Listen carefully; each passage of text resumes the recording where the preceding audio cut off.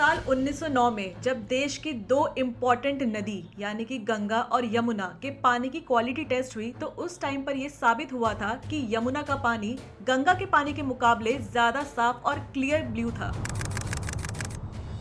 और अब आ जाते हैं सीधा 2025 में, जहां यमुना को कहा गया है देश की सबसे पॉल्यूटेड नदी, स्पेशली भारत की राजधानी दिल्ली में।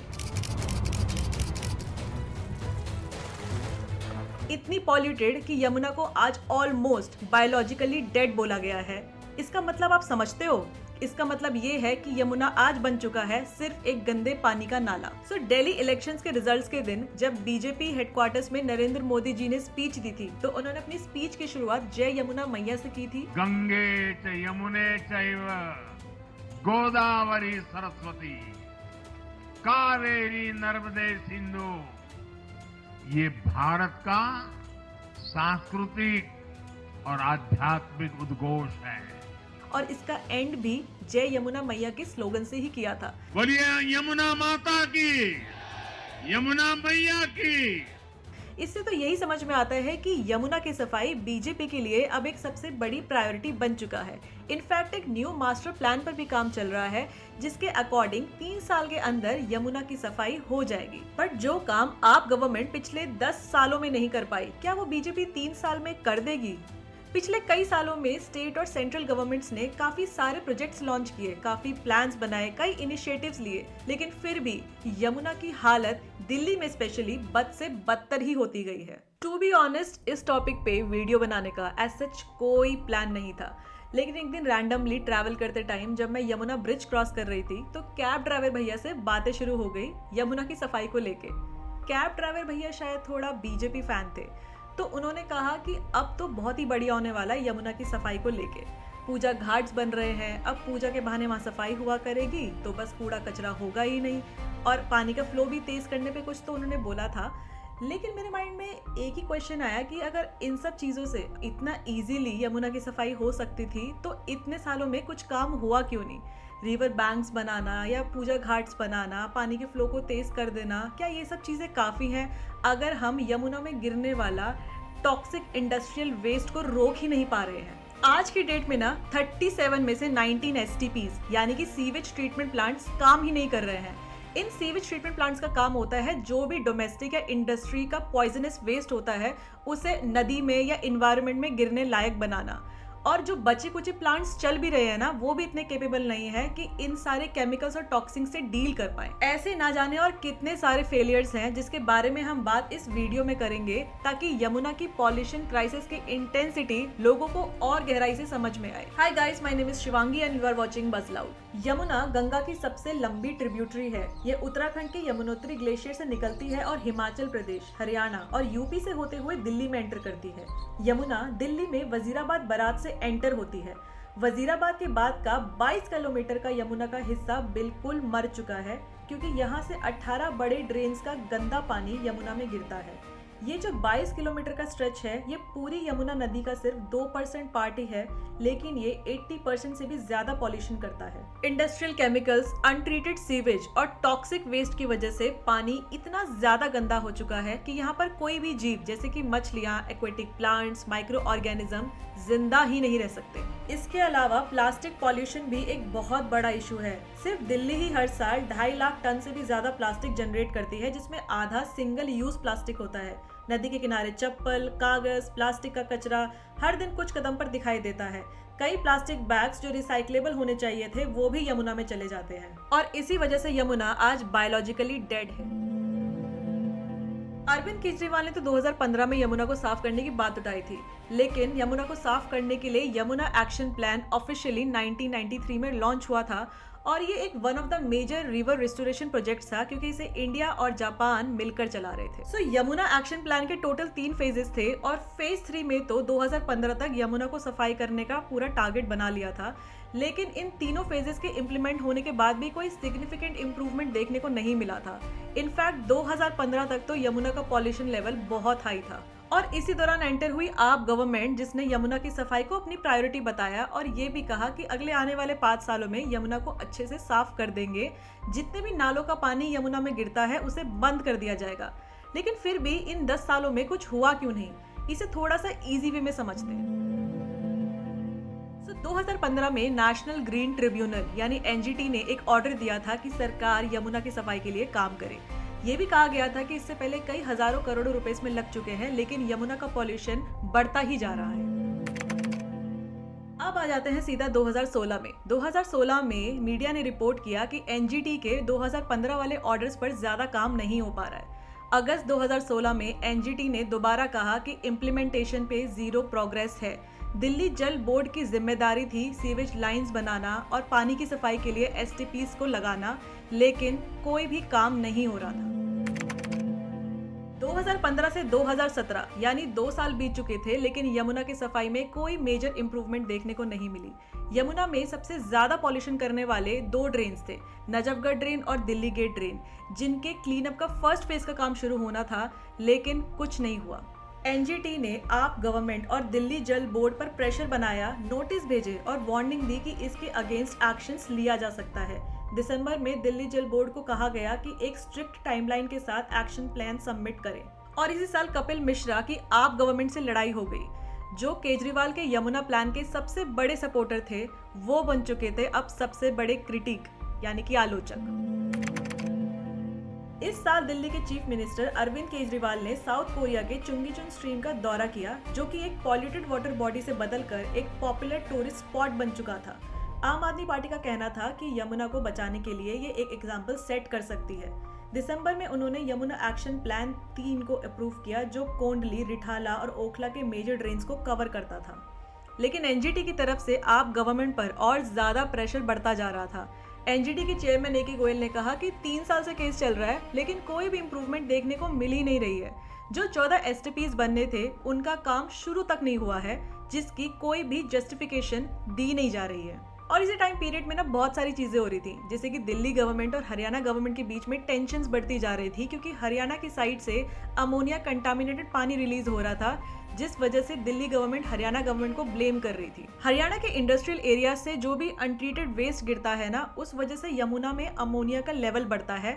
और दिल्ली में अमोनिया का इशू बहुत बड़ा है, क्योंकि दिल्ली जल बोर्ड सिर्फ 1 ppm अमोनिया लेवल को ही ट्रीट करने में केपेबल है, और जबकि आज की डेट में यमुना में अमोनिया का लेवल 8 ppm से ज्यादा है, यानी कि जो भी सेफ लिमिट्स हैं उससे बहुत ज्यादा आगे क्रॉस कर चुका है। क्योंकि हरियाणा से आने वाला अमोनिया कंटामिनेटेड पानी एग्जिस्टिंग ट्रीटमेंट प्लांट से साफ नहीं हो सकता, जिस वजह से दिल्ली के पानी के सप्लाई में इम्पैक्ट पड़ रहा है। इसी टाइम हिंदुस्तान टाइम्स ने भी रिपोर्ट किया था कि कॉमन एफ्लुएंट ट्रीटमेंट प्लांट्स यानी कि CETP सिर्फ 25% कैपेसिटी पर ही चल रहे हैं, और 28 में से 11 इंडस्ट्रियल क्लस्टर्स का इन ट्रीटमेंट प्लांट से कनेक्शन ही नहीं है। इस साल केजरीवाल ने ओखला में एक मेगा एसटीपी का इनॉग्रेशन किया था, जिसका काम अभी कई डेडलाइंस मिस होने के बाद जनवरी 2025 में कंप्लीट हुआ है। कुछ प्रोग्रेस देखी गई थी, लेकिन पॉल्यूशन कंट्रोल के प्रॉब्लम्स तो अभी भी थे। एनजीटी ने कहा कि जो 32 नए एसटीपीज बनने थे, उनका काम अभी तक शुरू ही नहीं हुआ है, और जो एग्जिस्टिंग एसटीपीज हैं वो भी ठीक से काम कर ही नहीं रहे हैं। एनजीटी ने इस बात को दोबारा उठाया कि 32 नए एसटीपीज अभी तक बने ही नहीं हैं, और जो पुराने एसटीपीज भी है ना, वो ठीक से काम ही नहीं कर रहे। यमुना का पॉल्यूशन इतना ज्यादा हो गया था कि फीकल कॉलिफॉर्म काउंट 6400 टाइम ज्यादा आया परमिसिबल लिमिट से। फीकल कॉलिफॉर्म बेसिकली एक बैक्टीरिया ग्रुप है, जो कि इंसानों और जानवरों की पॉटी या वेस्ट से आता है, और इसके ज्यादा होने से डायरिया, टाइफाइड एंड कॉलेरा जैसी बीमारियां भी फैल सकती हैं। एनजीटी ने साफ कहा कि यमुना की जिम्मेदारी कोई लेना ही नहीं चाहता है। Irrigation and flood control department और दिल्ली जल बोर्ड के बीच में कोऑर्डिनेशन ही नहीं है। इरिगेशन का कहना है कि पानी की क्वालिटी का काम उनका नहीं है, बल्कि दिल्ली जल बोर्ड का है, जबकि दिल्ली जल बोर्ड कहती है कि उनके पास ड्रेन्स का कंट्रोल ही नहीं है। और इसी कोऑर्डिनेशन की कमी की वजह से मैली से निर्मल यमुना रिवाइटलाइजेशन प्रोजेक्ट ठीक से इम्प्लीमेंट ही नहीं हुआ। इसे दिल्ली, यूपी और हरियाणा गवर्नमेंट का फेलियर बताया गया। एनजीटी ने यह भी कहा कि अगर 20 मिलियन की सिटी में 7 मिलियन लोग बिना सीवर सिस्टम के अनऑथराइज्ड कॉलोनीज में रह रहे हैं, तो ये पूरे एनवायरनमेंट को इफेक्ट करेगा। इसमें दिल्ली जल बोर्ड ने कहा कि या तो वो फ्री में या तो बहुत ही सस्ते सीवर कनेक्शंस देंगे, लेकिन ग्राउंड रियलिटी में कुछ नहीं हुआ। 2020 इसमें केजरीवाल ने फिर से कहा कि अगर उनकी सरकार आई तो फिर वो 5 सालों में यमुना को साफ कर देंगे, और आम आदमी पार्टी फिर से जीत गई। लेकिन CPCB ने रिपोर्ट दी कि 22 मेजर ड्रेन्स में से 14 अब भी गंदा पानी यमुना में डाल रहे हैं, जिसमें से फॉस्फोरस और डिटर्जेंट जैसे इंडस्ट्रियल केमिकल्स भी हैं। और इसी वजह से यमुना में झाग भी देखा गया है। ये वही झाग है जो छठ पूजा के टाइम पे देखा गया था और जिसे लोग शैम्पू भी कर रहे थे बिना ये जाने कि इससे कितने खतरनाक skin and I infections, allergies और सांस लेने की बीमारियां हो सकती हैं।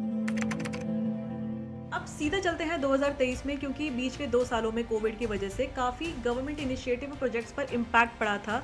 यमुना की सफाई उसमें से एक हो सकती है। इस टाइम पर मेजरली जो भी एफर्ट्स थे और जो भी रिसोर्सेज थे वो हेल्थ क्राइसिस को हैंडल करने में लगाए जा रहे थे।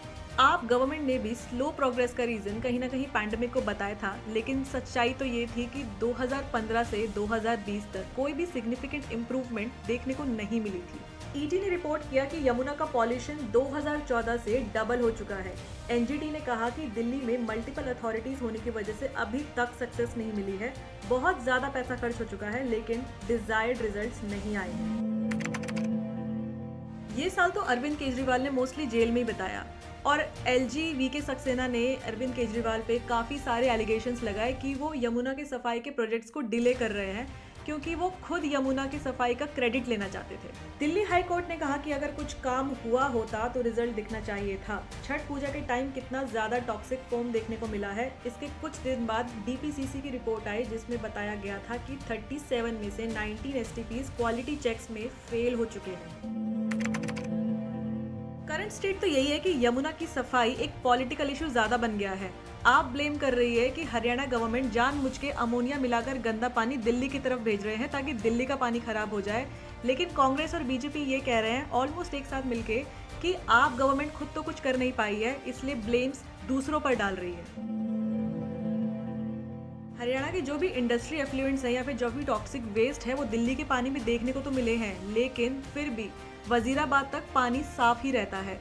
अगर दिल्ली के एसटीपीज ठीक से काम कर रहे होते तो फिर इस चीज को टैकल किया जा सकता था। जनवरी 2021 के दिल्ली पॉल्यूशन कंट्रोल कमेटी के मुताबिक दिल्ली हर दिन लगभग 3000 से ज्यादा mega litre per day sewage generate करती है, जो कि installed treatment capacity 2715 mega litre per day से ज्यादा है।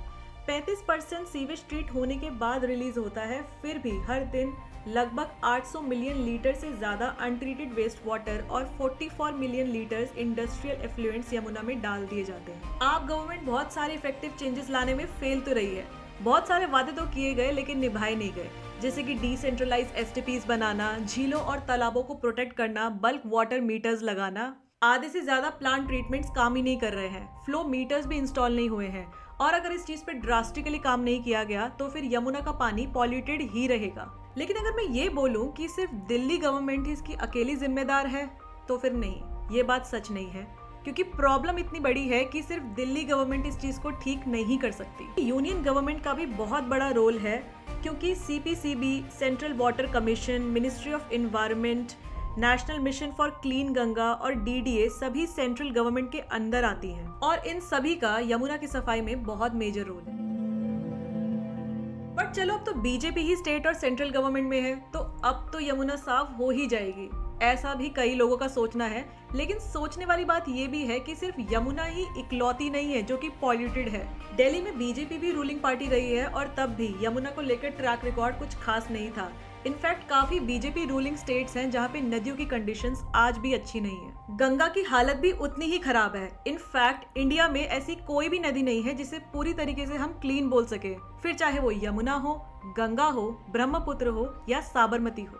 और मेन प्रॉब्लम फंड्स की नहीं है बल्कि ट्रांसपेरेंसी और अकाउंटेबिलिटी की है। बहुत सारे पैसे तो इंफ्रास्ट्रक्चर में खर्च हो रहे हैं, लेकिन असली इश्यू टाइम बाउंड मैनेजमेंट का है और जो भी एग्जिस्टिंग फ्रेमवर्क है उसमें फिक्सेस का है। For example STPs. करंटली कई सीवेज ट्रीटमेंट प्लांट्स बनाने की बातें चल रही हैं, लेकिन क्या सिर्फ सीवेज ट्रीटमेंट प्लांट्स पे फोकस करना ही एक सॉल्यूशन है? ये भी सही नहीं है, क्योंकि भारत के 70% सीवेज ट्रीटमेंट प्लांट्स तो काम ही नहीं कर रहे हैं, लेकिन फिर भी गवर्नमेंट इन पे इन्वेस्ट कर रही है। काफी सारी कंपनीज हैं जो कि सीवेज ट्रीटमेंट प्लांट्स बना के म्युनिसिपल बॉडीज को दे रही हैं, लेकिन रियलिटी तो ये है कि अभी इनको मेंटेन करने के लिए ना तो सफिशिएंट स्किल्स हैं ना ही सफिशिएंट फंड्स हैं। एक बड़ी प्रॉब्लम ये भी है कि हम टेक्नोलॉजी और प्रॉफिट्स के चक्कर में नदियों के नेचुरल सेल्फ क्लीनिंग प्रोसेस को भूल रहे हैं। यूएन ने एक नया कॉन्सेप्ट दिया है ग्रीनिंग जस्टिस, जिसमें ये बोला गया है कि सिर्फ सीवेज ट्रीटमेंट प्लांट्स पर ध्यान देने के बजाय रिवर्स के नेचुरल इकोलॉजिकल फंक्शंस और बायोडाइवर्सिटी जैसे मछलियां, माइक्रो ऑर्गेनिजम्स और पौधों को समझना चाहिए, क्योंकि ये एक नदी को जिंदा बनाते हैं। द वायर के इस आर्टिकल में बहुत अच्छे से बताया गया है कि हम बिना एसटीपीज के कैसे काम कर सकते हैं,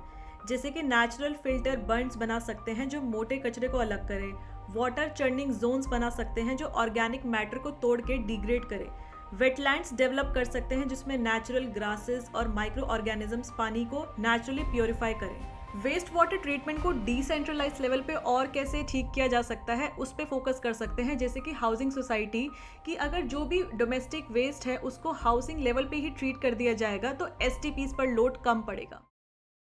बीजेपी ने तो आते ही घाट्स की सफाई और जो भी कूड़ा कचरा था उसको साफ करने का काम शुरू कर दिया, जो कि लोगों को दिख रहा है। पर सिर्फ विजुअल क्लीन अप से यमुना की असली प्रॉब्लम सॉल्व नहीं होगी, क्योंकि केमिकल पॉल्यूटेंट्स या फिर अनट्रीटेड सीवेज या इंडस्ट्रियल वेस्ट का फ्लो बंद नहीं हो रहा है।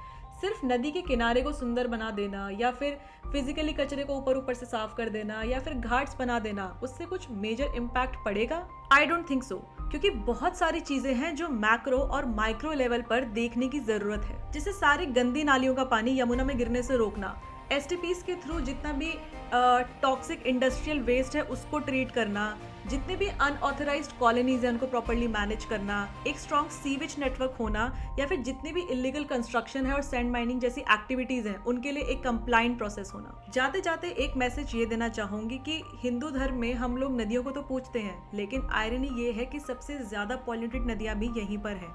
आस्था और रिस्पेक्ट तभी मीनिंगफुल हो सकता है जब नदियों को नदियों की तरह ही ट्रीट करें। हमें ये सोचने और समझने की जरूरत है कि आस्था और इन्वायरमेंटल रिस्पॉन्सिबिलिटी को साथ में कैसे मैनेज किया जा सकता है या बैलेंस किया जा सकता है।